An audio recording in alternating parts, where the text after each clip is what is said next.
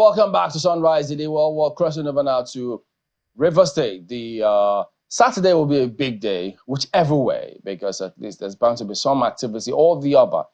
Well, earlier today, and I guess even up to now, some scenarios developing. Let's cross over to our correspondent, Charles Operum, is out there on this to just give us some updates on what the current situation is. Charles, so what is going on now in Rivers about the elections? Okay, Chamberlain. Right now, I'm within the premises of the People's Democratic Party's secretariat, and the chairman, Aaron Chukwuemeka, has just finished briefing the press.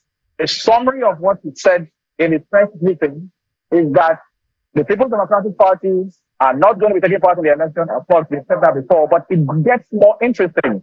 He enjoined every member of the PDP in Rivers State to oppose the election, not to take part in the election, and of course, boycott the election.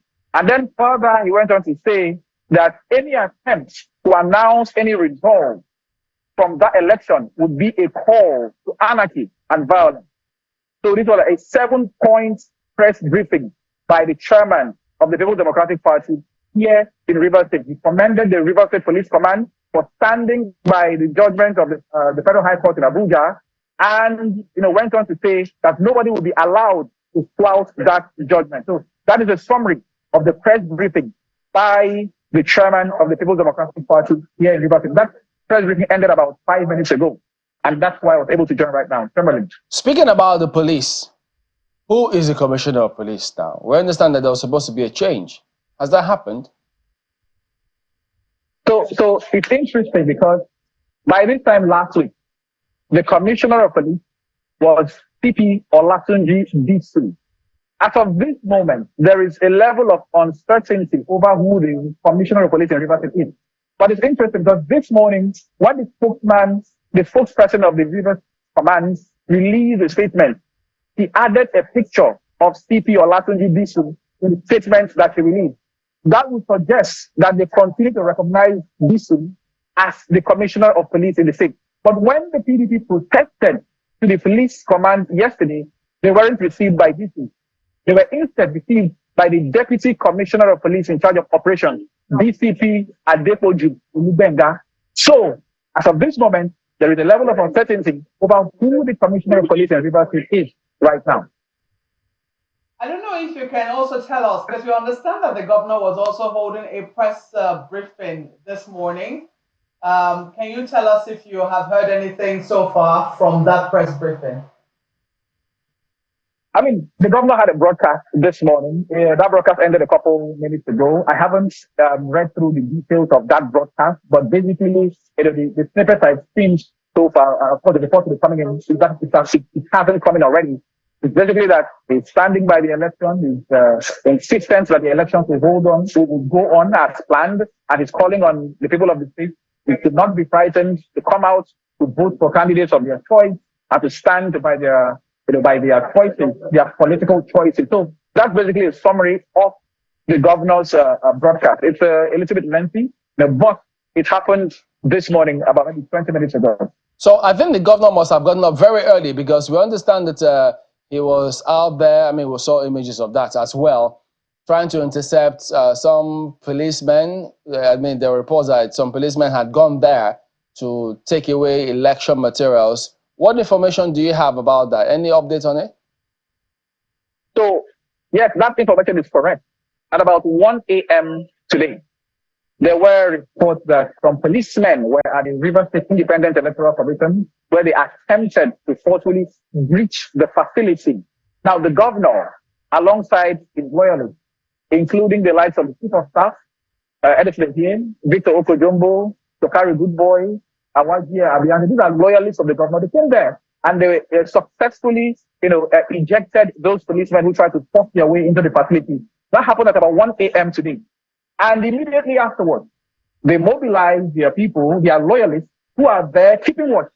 I was there earlier this morning. They have canopies blocking one side of Aba Road, directly in front of the Rivers State Independent Electoral Commission office, which is, interestingly, almost opposite to the 6th Division Nigerian Army headquarters.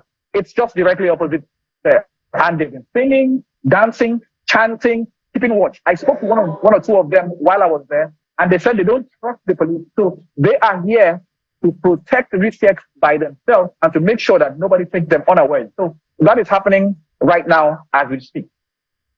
How is that going to play out? It'll be interesting to see how that plays out, because we know that even for the other states that have conducted local government elections, usually the police is there to provide security. Does Rivers State have any other security outfit that can fill that role if the police is not wanted? So now we're leaving the realm of fact to the realm of conjecture. Yes, indeed, Rivers State has other security agencies. There is the Nigerian Security and Civil Defense Force. There is the Nigerian Army who are there. I saw soldiers there as well. There is the EFCC, there is the Immigration Service, there is Customs, and then there is the Neighborhood Watch and OSPAC, which are the local vigilantes.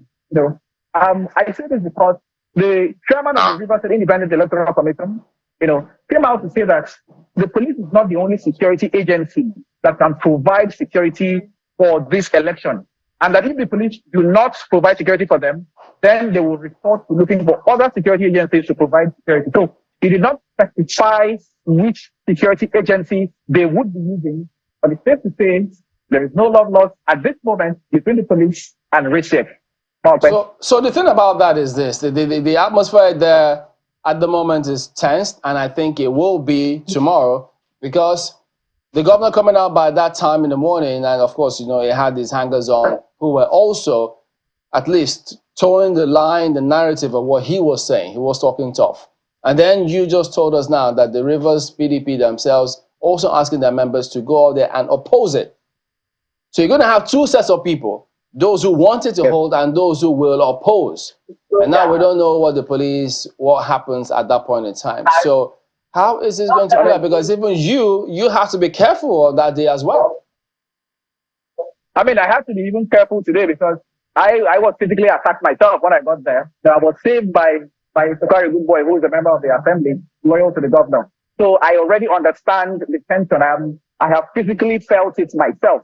And you can only imagine what is going to happen tomorrow if the tension escalates, beyond the level where it's at the moment. Now, yes, indeed, the people at the Rivers State Independent Electoral Commission, RSIEC, are chanting, election must hold, election must hold, election must hold. They are determined to make sure that election holds. They are, however, matched by those on this other side who are insisting that the elections will not hold. So it's a battle of wills right now. They say they have a court judgment. We have seen that from the Federal High Court. This other side say they have a court judgment from the Rivers State High Court, and that is the one they are going to be going ahead with. Now, it boils down to the voter who wants to come out and vote tomorrow. All these are going to be adding to a level of tension here. Can they come out to vote, assuming without concluding the election vote ahead as planned? This is a question in the minds of the voters. And this morning, after now, I'll probably be sampling the opinions of people on the streets of Port Harcourt to find out whether or not this political tension is affecting them mentally with regards to the fear of coming out to vote tomorrow. Chamberlain. All right. Thank you very much indeed, Charles. And do stay safe, as we will always tell you. Thank you very much.